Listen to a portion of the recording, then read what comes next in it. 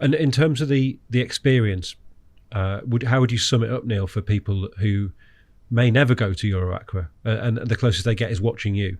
What are the things that perhaps they wouldn't get from the show? Like, what's it like to be there? A bit like Dovey said right at the start, that there is something electric in the air. And, it took a while for me to get a bite. But when that buzzer went there, straight away, you're just thinking, what if? They think there's probably 10 fish over £100. That's just it's ridiculous to say it out loud. But that's not, forget how they don't really know how many 70s, 80s and 90s there are.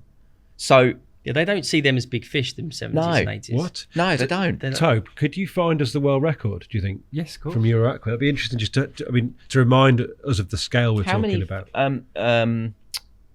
Jackie's boyfriend has fished the lake a lot. Yeah. How many fish over 40 kilos had he had? How many different fish? I don't know, lots. I think it was 44 fish over 40 kilos he's caught.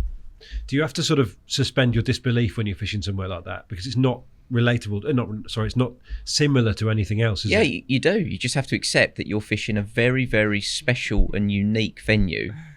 Sorry, I've just got I've got it here. This is the world record carp stands at, what do you think it is? Do you know what it is? I think it's £112, 14 ounces roughly. Of it, don't you? Yes. Do you want to put a picture? You wanted the picture? Yeah, if you can, Tobes. Yeah, that'd be great to see, just to kind of, so we can see what we're talking about here. Because these things are different. I mean, I'll never fish. I don't think I'll ever fish for a fish of that size. I mean, they're built to a different scale, surely. Yeah, everyone should go. You're in a position where you could go and experience it though. And I know Elliot probably wouldn't want to do it either, but you should go. You should go and do it. It's brilliant. It's so different. I know it's not the type of fishing you'd want to do, but it is. There is. Well, this is. When you pick I'm the rod open up, to. you're shitting it, mate. Yeah. Because it's. And do you know the other thing you do is because you know there's such big fish in there, you convince yourself that you've got a real big one on. Yeah. As soon as you pick the rod up and it's not doing Flashes much, through your you're mind. like, yeah, this is it. I'm going to be a world record holder. Here we go. And it is because then you start playing it softer.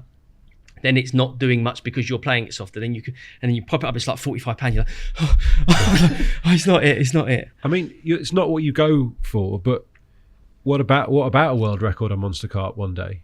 Well, that is what we went for. Yeah, that is what we went there with. That was our ambition. We're going back. We've booked it. That's what I found. Look at that. What a ridiculous creature. And that's number. There's a number of those. Yeah. There's like 10 fish over £100, and you can send. Well, there's obviously pictures. Look at that mouth. What a ridiculous. Neil, that would suck up a whole bag, wouldn't it? Easily, right? Look at, that bottom shot says it all. Look at the width. That's as wide as he is. Yeah. Well, what does that feel like when you pick the rod up? You don't know. No, we don't know. Neil lost something that was outrageous. Outrageous. Could not. There is catfish in there. Yeah. So we had to put it down to that. They clearly weren't feeding that week though, Tom. Otherwise, you'd have caught one. Yeah, what's fair that? point. Catfish. Yeah, can't have been a cat. Exactly. Yeah, it was. That is a good point. I've never hooked anything like what I hooked on. But you wouldn't have. You wouldn't have. This is what I was saying. No, that's right. The guys there say that if like £120 common, there's like there's another one in there that always gets lost. I know there's always that story, but you can sort of believe it there. And then when you look at that, you think if that doesn't want to come in, it's not going to come in, is it? When you've got like £3.5 Tesco rod and £12 line on or whatever, and he's hooked something that was like, shit, this is actually different. It's just stripping him just in the middle, just like back. Yeah. Okay. Like stripping. Like there was no keeping up with it. So we've had to. I was fishing off the back of this island, and I actually got it away from the island, and then it decided to go, and it went and went, and I said to Dubby, it's gone well past it. I said, now it's kiting right, and because we moved swims halfway through our trip, I knew that where it was kiting, it was heading towards a snag off the back of the island. And I said, we've got to go out in the boat. And there's other people on, you feel a bit guilty, but I physically couldn't stop whatever this was. And we've got in the boat, gone around. Sure enough, it had gone in that snag and ended up, whatever it was. Do you think catfish would go into a snag like that? I don't know, mate. Not as much. I mean, you're the expert. Yeah, I don't know.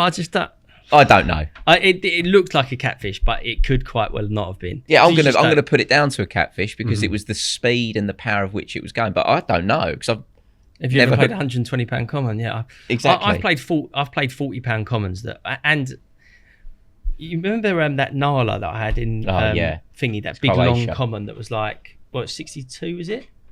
Yep. That fought like a catfish. It was Yeah. just like, you know, that weird power that's like you don't feel like it's like you really feel the speed picking up. It's just like slowly goes off. This is catfish, but it's not. It turns out to be a big 60-pound common. Imagine one twice that size. Yeah, that's right. No, It could quite easily do what that fish done. imagine that. I mean, you guys are clearly actually very enthused about the whole thing. Yeah. Would you go back? We are. We're going back. We've booked it again. We've yeah. booked. Right. Can't again. They only open for 6 months of the year, so it's not easy to get a booking. But we've booked on for autumn 24, so it's going to be another redemption tour. And they'll probably be £150 by then. Yeah, probably 50 of them. It really will be. But it's the bait that goes, and that's what I was ready for a lot of bait. But when you watch how some people turned up at the start of the second week, and because he'd fished it a lot, it's a guy that I know from around this area, straight away put out 100 kilos. What? 100 kilos of hemp. 2 big blue barrels just out there for ages. The problem is with them venues though at that time of year is that fish don't eat that much in the spring. They just don't. No. They're warming up. Their digestive system isn't that great because it's still cool. They're coming to spawn in, but people still fish the same in the spring as people are successful in the autumn. So then the springs, like they said, the springs don't fish that well on there, but really the springs should be better than the autumn because they are in the UK, aren't they now? Yep. But because so much bait goes in there, I think it kills it. I really do. Yeah, I think you're probably like right. Spots are going off, and there's just it's inundated with bait. And why would they pick up the one with a hook on it?